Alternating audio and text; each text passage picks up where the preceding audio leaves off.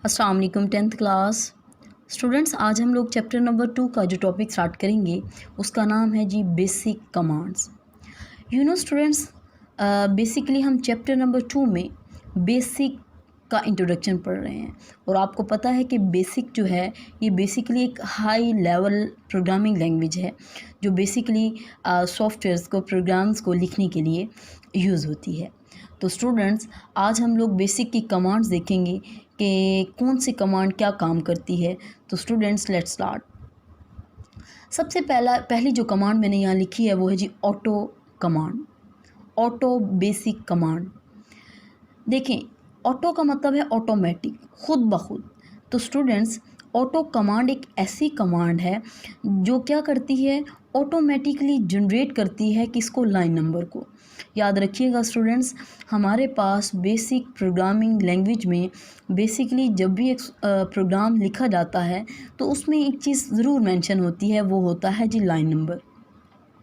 क्या होता है, लाइन नंबर। अब हम लाइन नंबर डिफरेंट भी दे सकते हैं, ठीक है। ज़रूरी नहीं है कि वो 1 से स्टार्ट हो, फिर 2 हो, फिर 3 हो, ऐसा नहीं है। हम गैप भी दे सकते हैं लाइन नंबर्स में, लाइक फर्स्ट लाइन नंबर 10 है, दूसरा 20 है, 10 का गैप दे सकते हैं, 30, 40, 50, ठीक है। तो स्टूडेंट्स, अब हमारे पास ऑटो कमांड क्यों यूज़ होती है। अगर हमने ऑटोमेटिक लाइन नंबर्स को जनरेट करना होता है तो हम इस कमांड को टाइप करते हैं। इस कमांड को लिखने का जो मेथड है वो ये है कि हम सबसे पहले ऑटो को टाइप करते हैं। क्या लिखते हैं, ऑटो। ऑटो के बाद हम लोग क्या करते हैं, लाइन नंबर लिखते हैं। क्या लिखते हैं, लाइन नंबर। अब देखें, सबसे पहले हमने ऑटो को टाइप किया, ऑटो को टाइप करने के बाद हमने लाइन नंबर लिखा, ठीक है। उसके बाद हम लोग क्या करते हैं, इंक्रीमेंट बताते हैं कि हमने गैप कितना देना है, कितने का इंक्रीमेंट लगाना है, ठीक है। देखिए, फॉर एग्जांपल हमारे पास मैंने यहाँ एग्जांपल दी है ऑटो। देखिए, लाइन नंबर हमने 100 दिया और हमने उसे कहा कि इंक्रीमेंट कितने का लगाना है, 20 का। इट मीन्स हमारे पास जो फर्स्ट लाइन होगी उसका जो हमारे पास लाइन नंबर होगा वो होगा जी 100, ठीक है।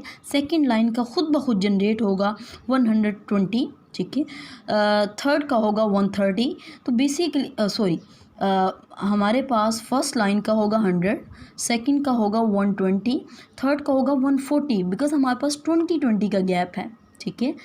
तो स्टूडेंट्स, हम लोग बेसिकली जब भी ऑटो कमांड को यूज़ करते हैं जो बेसिकली क्या करती है, ऑटोमेटिक लाइन नंबर जनरेट करती है, तो उसमें हम लोग सबसे पहले मेंशन करते हैं लाइन नंबर कि बेसिकली हमारे लाइन नंबर स्टार्ट कहाँ से हों।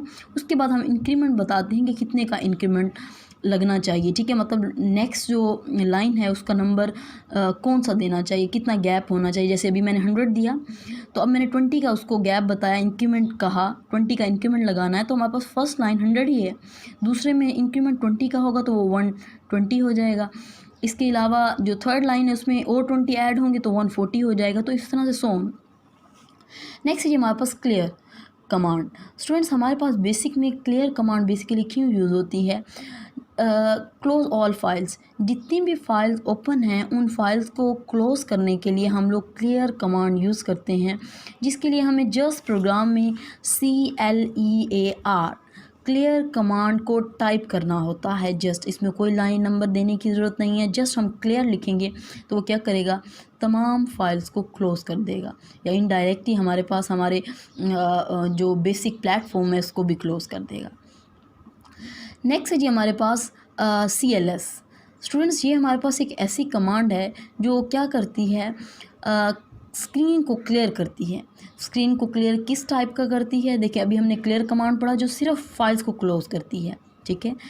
अब जो इन दोनों में डिफरेंस क्या है, क्लियर स्क्रीन या सिर्फ क्लियर में, ये तमाम फाइल्स को क्लोज़ करती है और ये क्लियर स्क्रीन क्या करती है, कुछ चीज़ों को रिमूव करती है। फॉर एग्जांपल टेक्स्ट को कर दिया, ग्राफिक्स को कर दिया।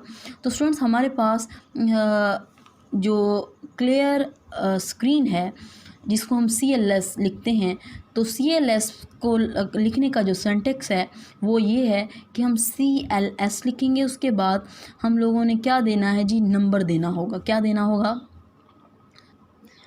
N। तो स्टूडेंट्स हमारे पास ये जो n है बेसिकली इसको 3 वैल्यूज असाइन होती हैं ऑटोमेटिक। एक हमारे पास होता है 0, एक 1 और एक 2। ये तीनों क्या काम करते हैं देखते हैं स्टूडेंट्स। अगर हम CLS में वो 0 टाइप करते हैं, इट मीन्स हमारे पास क्या होगा, वो स्क्रीन को तो क्लियर करेगा लेकिन स्क्रीन में मौजूद टेक्स्ट और ग्राफिक्स दोनों को क्लियर करेगा, ठीक है। लेकिन अगर हम 1 टाइप करते हैं तो वो क्या करता है, हमारी स्क्रीन पे मौजूद सिर्फ ग्राफिक्स को रिमूव करता है। किसको रिमूव करता है, ग्राफिक्स को, मतलब ग्राफिक्स को क्लियर करता है। और अगर हम 2 टाइप करते हैं तो ये बेसिकली क्या करता है, हमारी स्क्रीन पे मौजूद टेक्स्ट को रिमूव करता है। तो नेक्स्ट हमारे पास डिलीट कमांड है स्टूडेंट्स। ये बेसिकली किसी भी लाइन को डिलीट करने के लिए हम डिलीट कमांड को यूज़ करते हैं। इसको यूज़ करने का तरीका क्या है, ये इसका सिंटैक्स है, इसका स्टैंडर्ड फॉर्म जो लिखने की है वो ये है कि हम डिलीट लिखते हैं, डिलीट के बाद हमें लाइन नंबर देना होता है कि हम किस लाइन नंबर को डिलीट करना चाह रहे हैं। आगे जी हमारे पास एडिट कमांड। स्टूडेंट्स हमारे पास एडिट कमांड बेसिकली किसी भी लाइन को मॉडिफाई करने के लिए, चेंज करने के लिए हम इसको यूज़ करते हैं। फॉर एग्जांपल मैंने एक लाइन नंबर दिया था, अगर मैं उसको चेंज करना चाहती हूँ तो मैं एडिट कमांड के ज़रिए उसको चेंज कर सकती हूँ। उसके लिए मुझे सबसे पहले एडिट लिखना है। एडिट के बाद जो लाइन नंबर है उसको मैं टाइप करूँगी तो वो क्या करेगा, उस लाइन नंबर में एडिटिंग के लिए कर्सर वहाँ चला जाएगा, ठीक है, या वहाँ वो एडिटिंग कर देगा। तो उसके लिए हमें एडिट लिखना है और लाइन नंबर लिखना है कि किस लाइन नंबर में एडिटिंग करनी है। स्टूडेंट्स आगे हमारे पास फाइल। स्टूडेंट्स ये एक ऐसी कमांड है जो क्या करती है, बेसिकली हमें तमाम उन फाइल्स का नेम बताती है जो कि हमारी एक स्पेसिफिक ड्राइव में स्टोर है, ठीक है। मतलब फाइल्स का list the names of all files on specific drive.